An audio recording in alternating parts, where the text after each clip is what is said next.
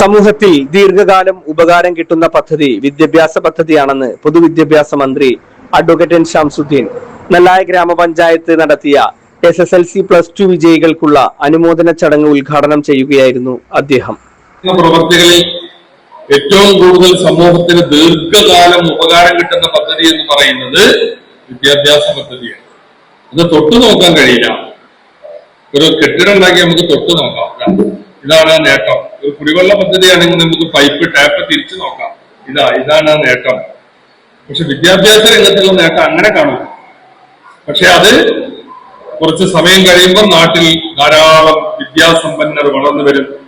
ധാരാളം ആളുകൾക്ക് സർക്കാർ ജോലിയും മറ്റ് മേഖലകളിൽ, ഇപ്പൊ സർക്കാർ ജോലി പോലെ തന്നെ ആകർഷകമായ സ്വകാര്യ മേഖലയിലുള്ള നല്ല പദവികളും ജോലികളും ഒക്കെ ഉണ്ട്.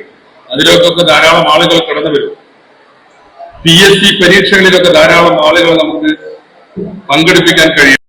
ഷൊർണൂർ MLA P മമ്മിക്കുട്ടി അധ്യക്ഷത വഹിച്ചു. ഗ്രാമപഞ്ചായത്ത് പ്രസിഡന്റ് മുനീറ ബാനു സ്വാഗതം പറഞ്ഞു.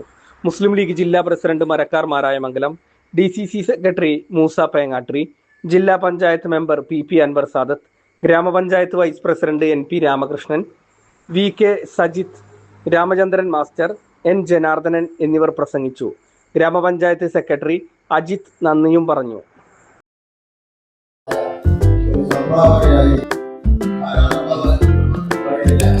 Thank you.